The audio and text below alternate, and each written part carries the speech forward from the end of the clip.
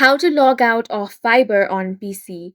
Hi guys, welcome to our channel. Let's begin. In this video, I will guide you on how you can log out of Viber on PC. For this, you want to open the Viber on your computer. Now, you want to simply click on the gear icon at the top right corner of your screen. Once you click on this gear icon, the settings will open up. Now, you have different options over here. From the left-hand side panel, you want to select the option of privacy and security.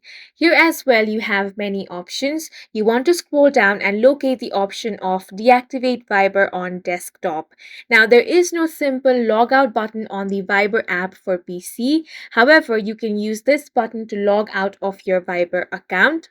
Before you click on the delete option, you have to know that this is going to delete all of the app's data on your PC. However, if you have logged in Viber on your mobile, then that data will still remain and you will still be logged into your Viber app on your mobile. This is only going to log you out of the Viber app on your PC. So go ahead and click on the deactivate option over here. As soon as you click on this option, it's going to ask you for confirmation. Go ahead and click on the deactivate option.